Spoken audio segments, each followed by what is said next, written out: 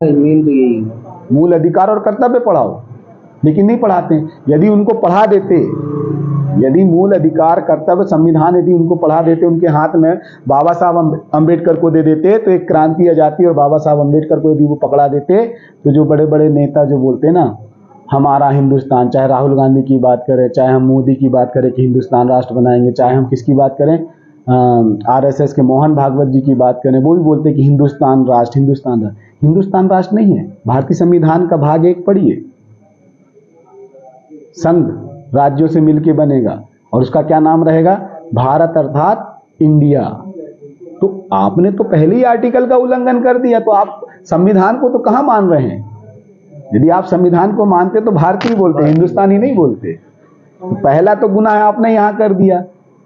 गुनहगार आप हैं, गुनाह आप कर रहे हैं। लेकिन हम जल जंगल जमीन की आवाज उठाने वाले, आने वाली पीढ़ी को संरक्षित करने वाले, जो हमारे जैसे जो समाज सेवी हैं, कार्यकर्ता हैं, जो जनता हमें नेता बना रही है, नेता बनाने का प्रयास कर रही है कि हमारे हक अधिकार की बात करेंगे, तो मैं सबसे पहले पूछना चाहूंगा कि इस देश में शेर की गिनती होती है?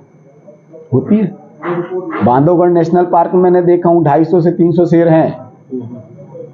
शेरों की गिनती होती है। शेरों की जनजाति खत्म हो रही है, शेरों की संख्या खत्म हो रही है, तो आपने उसको क्या कर दिया, एक कैटेगरी में डाल दिया कि इनको संरक्षित किया जाए। जो जंगल है उनको बांध दिया, संरक्षित कर दिया। लेकिन आप एक बात बता सकते हैं कि जब भारत देश आज़ाद हुआ था और भारत देश जब आज़ाद नहीं हुआ था, उससे पहले यहाँ इस देश में रहने वालों की संख्या कितनी थी? 97% ST SC OBC माइनॉरिटी दलित, जिसको क्या बोलते थे, मनुवादी में मनु सभ्यता, मनुस्मृति में क्या बोला है, ब्राह्मण क्षत्रिय वैश्य।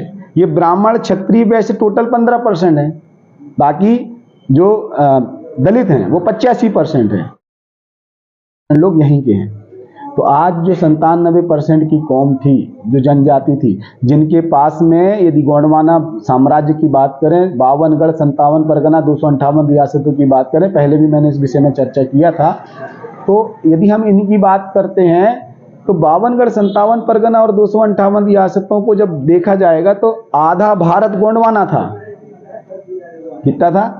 आधा भारत गोंडवाना था। तो गोंडवाना में जब आधा भारत गोंडवाना था, वहां के लोगों की भाषा क्या थी? गोंडी थी, पारसी थी। तो गोंडी को 8वीं अनुसूची में क्यों नहीं डाला भाई? क्या इन्होंने लोकसभा में कभी आवाज उठाई फग्गन सिंह कुलस्ते जी ने?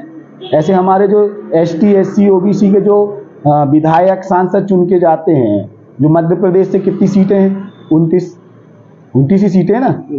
तो 29 सीट से जो चुन के जाते हैं मध्य प्रदेश के, क्या कभी उन्होंने गोंडी भाषा की बात की? नहीं की। आंध्रा बन गया आपका, गुजरात बन गया गुजराती से, महाराष्ट्र बन गया मराठी से। तो ये गोंडवाना जो भूभाग था उससे तो गोंडी बोलते थे। आज भी मैं बोलता हूँ कि निवा राधेश्याम ककोड़िया मंदा, निवा नार टिगरा मंदा, निवा परगना धनोरा मंदा, निवा कोट सिवनी मंदा, निवा कोर जबलपुर मंदा। ये हमारी महाराष्ट्र में इस बार जब चुनाव होंगे तो उसमें क्या राधेश्याम काकोड़िया इस बार के स्टार प्रचारक होंगे? देखिए, मैं स्टार प्रचारक रहूंगा कि नहीं रहूंगा, ये पार्टी का निर्णय है। हमारे राष्ट्रीय अध्यक्ष जी महोदय जी का निर्णय रहेगा। हमारे माननीय प्रदेश अध्यक्ष वर्तमान में अमान सिंह पोर्ते जी हैं, ये पार्टी का निर्णय है। यदि मुझे समाज बुलाएगा, वहाँ प्रभारियों की एक सूची जारी हो गई है, वो आपको भी पता होगा। तो अभी सेकंड सूची भी आनी है और भी आएंगी। तो आप स्टार प्रचारकों में रहेंगे या फिर प्रभारियों में रहेंगे? देखिए, मैं इस विषय में मैं ना तो कभी भिड़ा हूँ, ना कभी इस विषय में ज़्यादा चर्चा किया हूँ। एक्चुअली पार्टी संगठन में हमारे राष्ट्रीय अध्यक्ष, प्रदेश अध्यक्ष महोदय जी और हमारी जो कोर कमेटी है, गोंडवाना गणतंत्र पार्टी की राष्ट्रीय कोर कमेटी और प्रदेश कोर कमेटी मिलके क्या निर्णय भेजेंगे तो मैं बिल्कुल जाऊँगा। यदि मुझे प्रभारी बना के भेजेंगे मैं बिल्कुल जाऊँगा, और यदि नहीं बना के भेजेंगे तो मैं इस ओर सोचूंगा भी नहीं, इस ओर ना उनसे लड़ूंगा। क्योंकि मेरा जो ध्येय है वो मेरा ध्येय है, चुनाव मेरा ध्येय नहीं है, विधायक सांसद बनना मेरा उद्देश्य ये नहीं है। मेरा उद्देश्य विधायक उसकी नहीं है, लेकिन वो इतना अनुभव जो आपको है आदिवासी समाज के लेकर, तो इसका अनुभव वहाँ पे काम आएगा ना। देखिए, मेरा अनुभव कहाँ पे काम आना चाहिए, कहाँ पे नहीं आना चाहिए, ये तो राष्ट्रीय पार्टी है, राष्ट्रीय कोर कमेटी है, प्रदेश कोर कमेटी है, ये तय करेगी। मैं अपने उससे नहीं बोल सकता कि भाई मेरा अनुभव। आपको लगता है कि मन में लगता होगा ना कि भाई भेजेंगे, तो आपका क्या अंदर विचार है कि अगर भेजते तो जाएंगे आप? मैंने बताया ना कि यदि मुझे कोई जिम्मेदारी देंगे तो मैं अपनी जिम्मेदारी निभाता हूँ। मैं 3 चीज बोलता हूँ, पद की गरिमा और उसकी जिम्मेदारी। जिस तरह मैं पहले प्रदेश प्रवक्ता रहा, तो प्रदेश प्रवक्ता के तौर पे मैंने जो भी काम किया, फिर मुझे प्रदेश का सदस्यता प्रभारी बनाया, मैंने उस पर भी काम किया, मुझे प्रदेश कार्यालय प्रभारी बनाया, मैंने उस पर भी सेवा दी। तो जिस तरह से प्रकृति सूर्य निकलता है तो ये नहीं देखता कि भाई मेरे को इसको देना है कि नहीं देना है, क्योंकि प्रकृति में एक सिस्टम है, प्रकृति एक सिद्धांत से चलती है और प्रकृति एक समन्वय से चलती है। तो मैं समन्वय से चलने वाला व्यक्ति हूँ, है ना। भले से मेरे को आज मेरे आंदोलन को उग्रवादी आंदोलन बोला गया, या मुझे जो है अभी रासुका लगा दिया गया, मुझे जिला बदर किया जा रहा है, तो ये देखो प्रशासन की वो है, सोच है, रणनीति है ना। लेकिन मैंने जब समाज से पूछा तो समाज तो मुझे बहुत प्रेम करता है, वो आप भी देखते हैं कई वीडियो के माध्यम से। लेकिन क्या है, मेरे जैसे छोटे से व्यक्ति को, मेरे जैसे वो भी जनजाति समुदाय से आने वाले व्यक्ति को बड़ी बड़ी देश की नेशनल मीडिया नहीं उठाएंगी। यदि वो उठा लेंगी तो मोदी कहाँ जाएंगे उनको पता नहीं रहेगा, अमित शाह जी कहाँ जाएंगे वो पता नहीं रहेगा। जितने भी देश के बड़े बड़े नेता हैं, ये सारे बड़े बड़े नेता जो है साइड में धरे रहेंगे, क्योंकि इनके पास में पद है, इनके पास में भारतीय संविधान के द्वारा चुन के गए हैं, तो एक गरिमा है। जंगल जमीन में हमारे जो पेंट थाने हैं, जैसे हमारे संग्राम शाह का शायद आपने नाम सुना होगा, अमान शाह, संग्राम शाह, जिन्होंने 52 गढ़ 57 परगना 258 रियासतों में अपना अधिपत्य जताया। तो अधिपत्य कैसे जताया? अपने पुरखों को, अपने देवी देवालाओं को, अपनी पैन शक्तियों को हेत करते हुए, गोंगो करते हुए, उनसे शक्तियाँ अर्जित करते हुए। जैसे पूरे विश्व में बात करूँ या पूरी दुनिया में बात करूँ या पूरे मध्य प्रदेश में बात करूँ, पूरे भारत की बात करूँ, तो जबलपुर के भेड़ा घाट में ही 64 जोगनी है, बाकी दुनिया में कहीं 64 जोगनी नहीं है। तो 64 जोगनी माँ नहीं है, वो 64 जोगनी दाई है।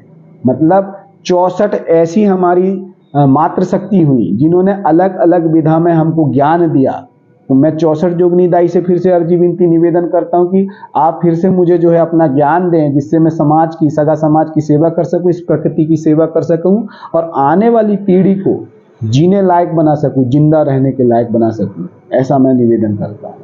तो जैसे कि आप देख रहे थे कि मतलब काकोड़ी जी का कहना है कि उनका जो अनुभव है और उनको जो प्रकृति से मिला हुआ है और जो उनके पुरखे और जो दाई की बात कर रहे हैं, उनसे जो इनको ज्ञान मिला है, उनका अनुभव मतलब ये बांटना चाहते हैं और कोशिश भी लगातार चल रही है। जहाँ पर भी जाते हैं तो वो इन चीज़ों का विशेष रूप से मतलब बात करते हैं और लोगों को समझाने की कोशिश करते हैं। हम बात कर रहे हैं महाराष्ट्र के चुनाव की, तो महाराष्ट्र के चुनाव में इस बार गोंडवाना अहम भूमिका में सामने आ रही है। और ख़ास बात अगर हम कर रहे हैं राजेश काकोड़िया जी की, तो लोगों को भी यही मतलब महाराष्ट्र के लोगों को भी ये लग रहा है कि इस बार जो तूफानी मतलब उनको जो क्रांति वीर के उससे पदवी से नवाजा गया है और क्रांति वीर बोलता, क्रांति योद्धा बोला जाता है, इनको भी सुनने के लिए महाराष्ट्र के लोग पलक पावड़े बिछाए बैठे हुए हैं। तो अब यही बात हम काकोड़ी जी से भी कह रहे हैं, तो काकोड़ी जी का यही कहना है कि पार्टी अगर उस पर फैसला लेती है, पार्टी भेजती है, तो अवश्य जाएंगे और अपने अनुभव को वहाँ पर साझा करेंगे। जबलपुर से मंगलेश्वर। बहुत बहुत धन्यवाद। सेवामान अपन देखो अपन भी आए हैं, मजदूरी करने आए, अपन वो नहीं करने आए कि अपन किसी से झगड़ा करें। आप क्यों भी भाई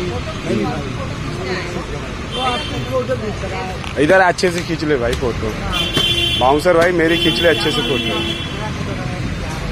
अरे खींच ले अच्छे से बनाना बोलना। हाँ, नींव को थोड़ा अच्छी मजबूत करना।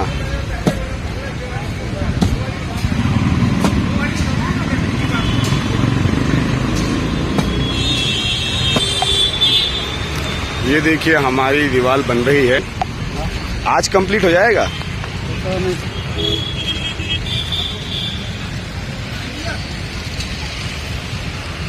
आज कंप्लीट हो जाएगा क्यों भाई? पाजी आज कंप्लीट हो जाएगा। करो यार, अच्छी मजबूती से बनाओ ना।